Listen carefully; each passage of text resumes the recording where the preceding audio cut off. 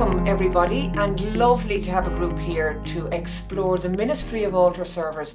So a huge point in the whole time, and not just Pope Francis, but the popes before him as well, was that Jesus tried to connect with the widest possible audience, and that image of him on the boat and the crowd gathered around the shores of the lake, I think captures that. And he's facing the crowd, and he has with him on board, he has a crew, he has helpers, he has his apostles, but he's not looking at them. He's looking at the crowd, he's speaking to the crowd. And afterwards, they'll help him feed the crowd. And that's a very strong theme of Pope Francis, is that the whole purpose of church, the whole purpose of mission and ministry is to reach out to the crowd, that we don't become a kind of a holy huddle of the like-minded, but that we look out, that we reach out, and that we try to speak to people in a language they understand. So I sometimes use this set of circles here as an image for the parish of today. And there are four kinds of circles all sitting inside each other. At the very center of the parish is the crew, the C group, that's made up of, in the past, it was made up nearly altogether of priests and religious, but today it's made up of priests and religious with a lot of lay people.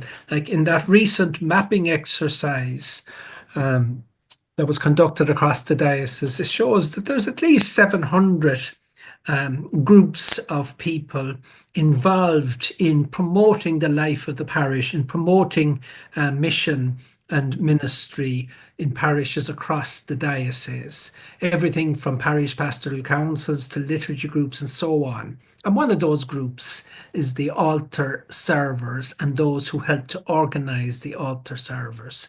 It's a service for the wider community. And around the C group are the B group. You might call them the boatsiders, those who are close to the shore. They're the regular church attenders. They come mostly every weekend for Mass, and they contribute to the life of the parish and to the finances of the parish. They're a much smaller group than what they used to be in the past. But they're the ones that come every week.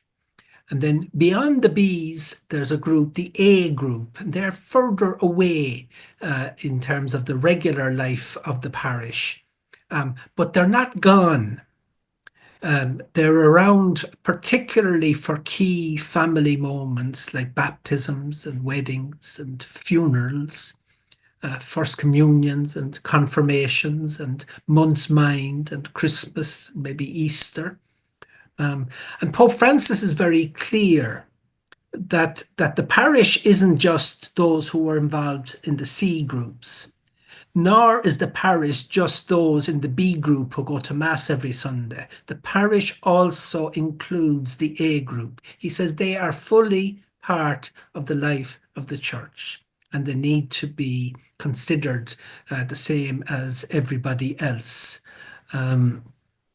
So normally then those in the C group, they have regular opportunities through the Sunday liturgy to connect with the P group, and then occasional opportunities through the special moments to connect with the A group.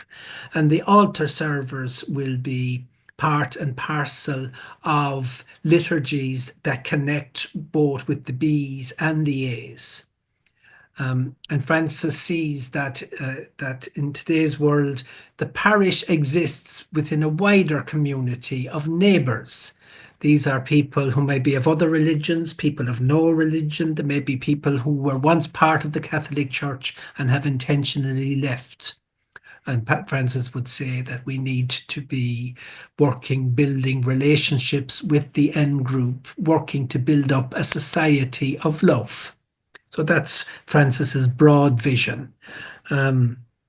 So tonight we're going to look at a story that in order for liturgies to be alive, in order for liturgies to connect with people, a lot of work needs to go into them. And one piece of that work is the work of the altar servers and the lay people that promote and support the altar servers. And we have Nuala. So Nuala, it's great to be talking to you. Hello, Martin. Yeah. What part of the world are you from? Rathmore Parish, but my church area is Knocknagree, which is across the border in Cork. In Cork, all right. Yeah. But you're not a Cork woman, no? No, I'm a Kerry woman Yeah, from North Kerry. yeah.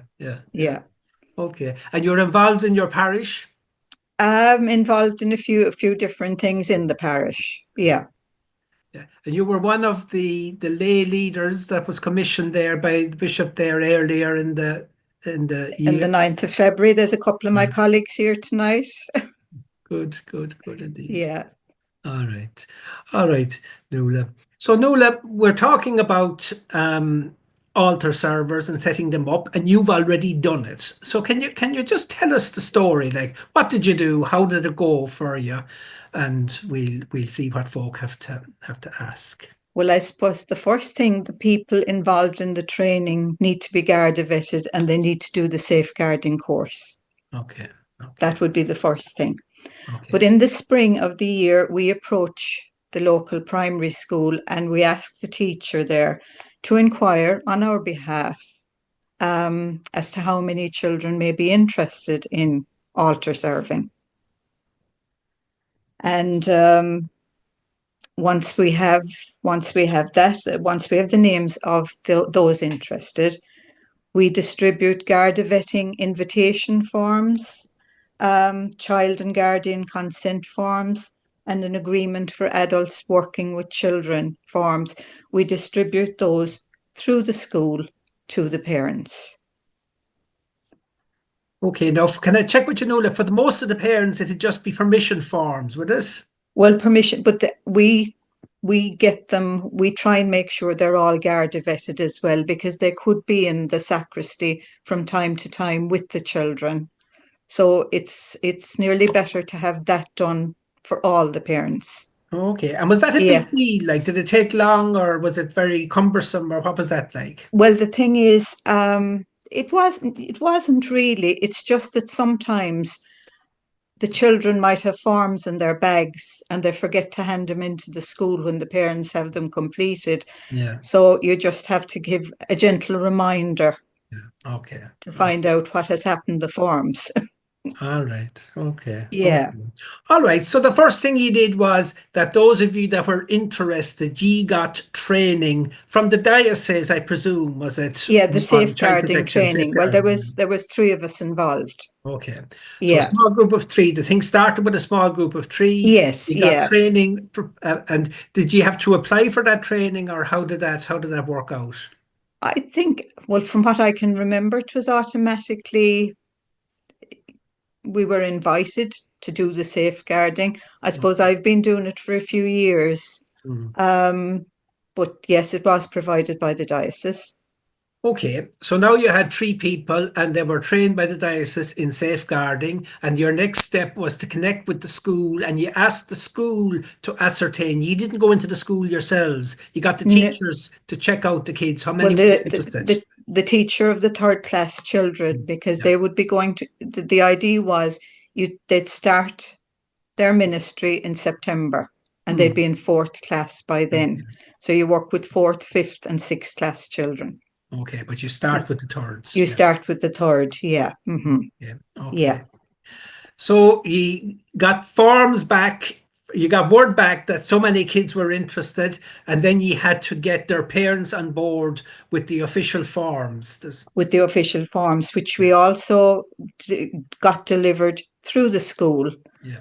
But we would have gone into the school then to collect the completed forms, or the parents could send them direct to the parish office themselves. Yeah. But most of them handed them back to the school and we delivered them to the parish office. And they were sent on then to the diocesan office.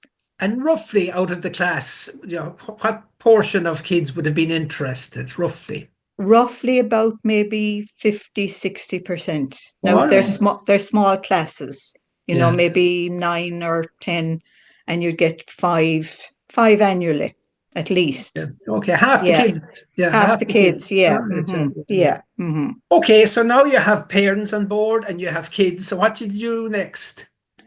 Well, the next thing then, we arranged for a training evening. Mm. And that try and do it before the end of June when they get summer holidays. Mm.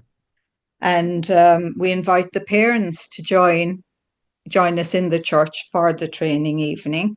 Mm. Children who are already altar servers also come along. And we would ask the 6th class children to mentor the newer ones. And that makes them, they feel very important and they love that job. The 6th class kids love that job, yeah? They love that job, they do, yeah. Yeah.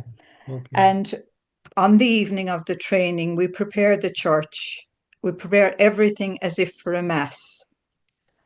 And they're taken through steps outlined in a handbook, which was produced by the parent on the training group. So we go through, we go through the whole thing from when they arrive in the church, and take them as it's acted out as though for a mass. Mm. And if we feel that they need a second evening, we do that, as we would arrange another evening for them. Okay, so you were working off of a training booklet, and presumably A handbook, a handbook, and that would be available to any parish that wanted it, would it? It would, of course, yeah. Yeah, it would. And you did a practice run, or you did a night's training with the kids and their parents? We did. But then, for the new people that have joined, we would ask them to sit in as an observer at one mass throughout the summer. They wouldn't be doing anything, but they would sit in with the other servers and they would observe what's going on. So that's like a second training. Okay, so they would have the vestments on them. They'd have the albs on them, and they'd be sitting with the other altar servers, but they would just observe.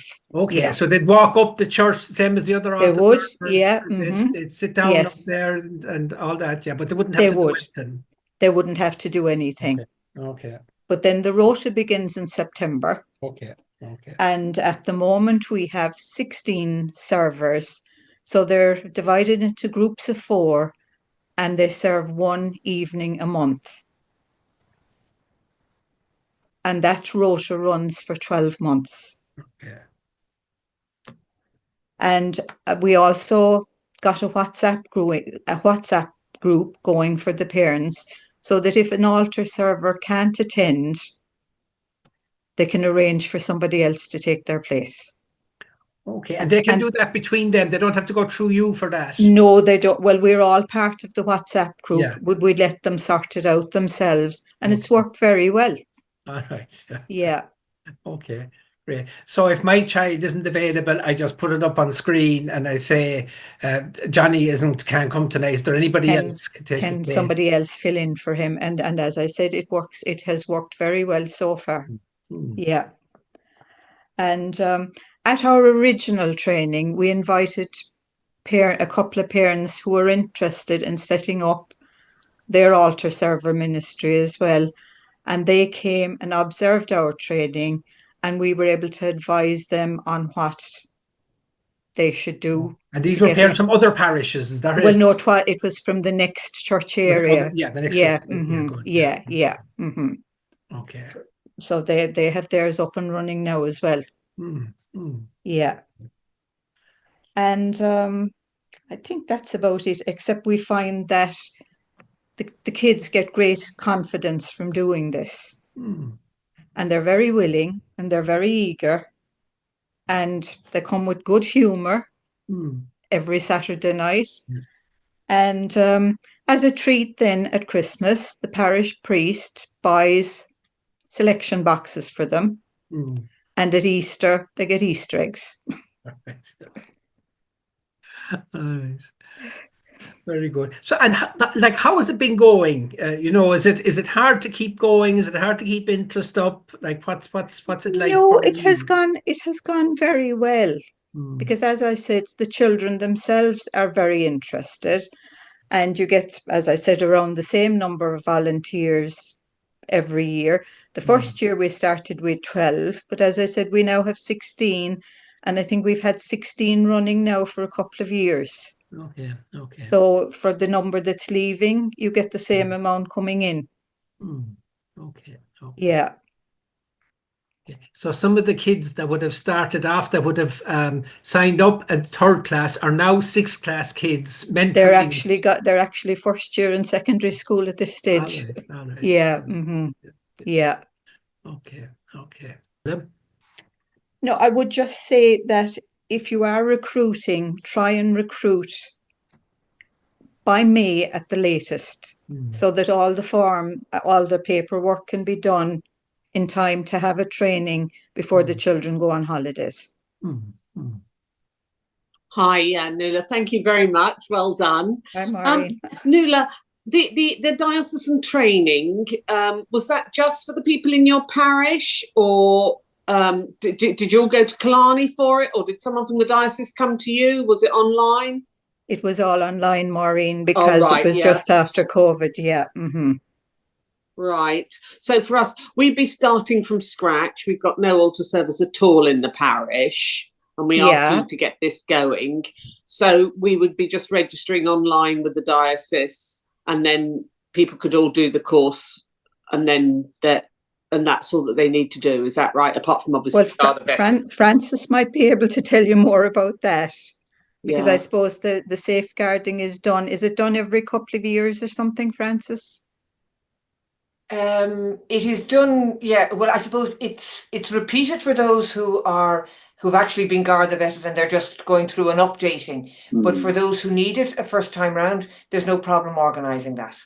You know, we'll gather a cohort, because there are other groups within parishes that need Garda vetting, so that wouldn't be a problem with Jacqueline. Right.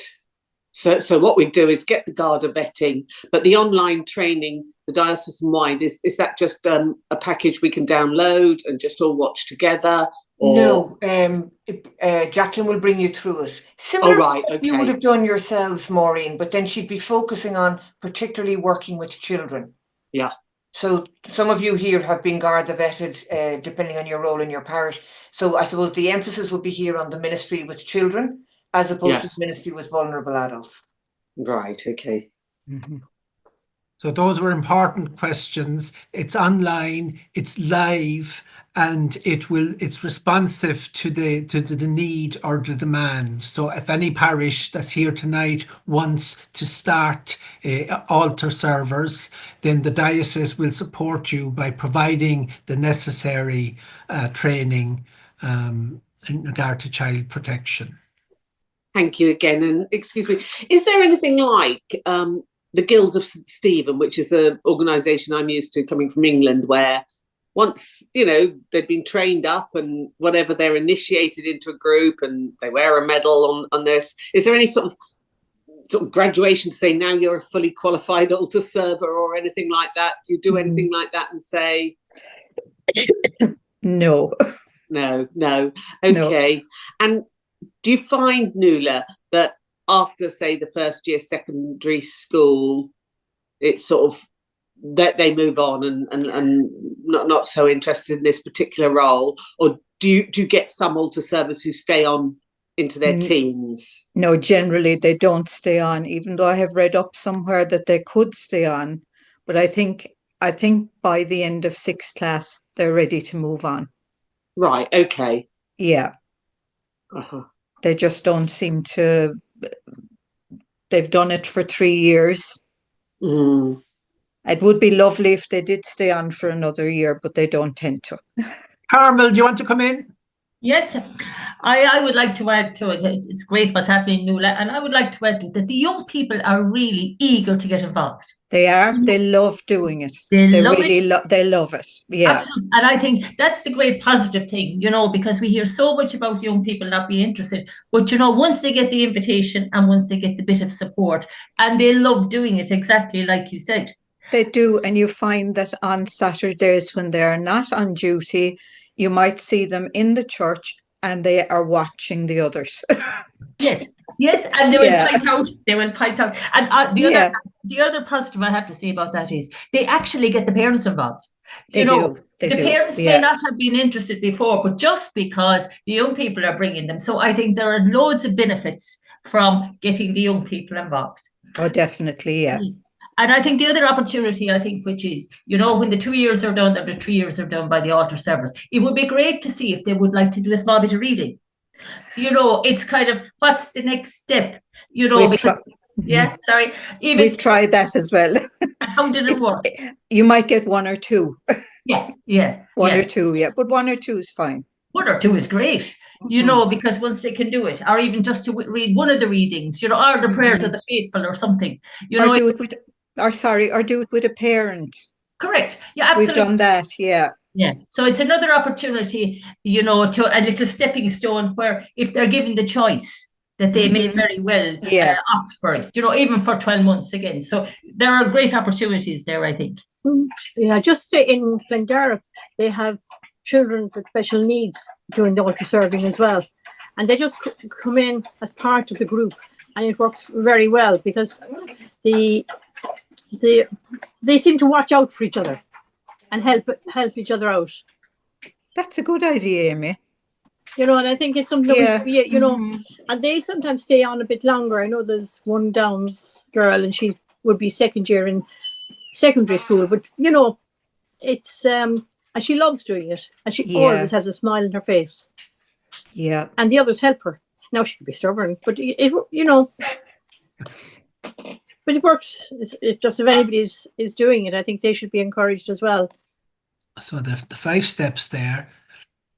So the first one, which you emphasize very strongly, that's the safeguarding training for a team of volunteers. So in your case, there was 3. Now, I presume, Nuala, it's not a good idea for one person on their own to take this on. Is that? No, because I think you need 2 people that are vetted in the sacristy every Saturday evening with the altar servers. Okay. So a minimum of 2. Always 2, yeah. Okay. And as Francis was saying there, that the diocese will support whatever volunteers are looking for the safeguarding training, the diocese will support them to get that. And so then once you had the training, once there was a small team of people that were equipped with the training, your next step was to approach the primary schools, and you targeted 3rd class, and you did that before the summer so that they would be ready. They'd be ready to roll in September. In September, yeah. Okay. And have the training done before September. If I heard you right, you did the training before the summer holidays. Is that right? 1 year that happened, another year it was July, but it's hard. The longer you leave it, the harder it is to arrange an evening. Once you get into July, it's very hard, Okay. Yeah. So presumably the best advice is to try and get it all done and dusted before they go on their holidays. As early as possible. Right. And then you were saying that you actually had a kind of, they had a system going where they could be one of the altar servers over the summer without having to do anything. Without having to do anything, so that they'd be up there and they see what's happening. Okay. And that's brilliant training. Okay. And then the consent forms, and people may not know what those are, what they look like, but that'll all be part of the safeguarding training. Exactly, yeah. Okay. And what I'm hearing you saying, and I heard Michael saying and others saying, that it's simple enough now. All the forms, it's not that complicated or not that difficult. And the vetting doesn't take as long as it used to. Yeah. Okay. And then you deliver the training. Now the handbook gives all the raw material, but you actually put your own training program together, a training night. Is that right? We did, and as I said, we had the chalice there, the ciborium there, so they knew what they were going to be working with, and they took out the cross and the candles. Now we didn't have the candles lighting, but they practiced the processing to the altar. Okay. Went right through it from signing in the sacristy. Okay. Mm-hmm. Okay. All right. and then the learning through practice. They were on a rota, and you had the WhatsApp group with the parents who sorted out situations if one of the kids couldn't turn up. That's right. Yeah. Okay. And as I said, that goes very well. That there's rarely anybody missing. Yeah. Okay. And we don't have it up here, but the last thing I heard you saying was that there is a social element or a celebration element at Christmas and at Easter. They get their selection boxes and their Easter eggs. Yeah. Yeah. And it's nice to recognise them in that way. Okay. Thank you, Nuala, for your presentation. You're Great welcome. to hear the ins and outs of the ministry. And it's a wonderful introduction to young people to both serving in their parish and also serving in community. So it's a fantastic ministry.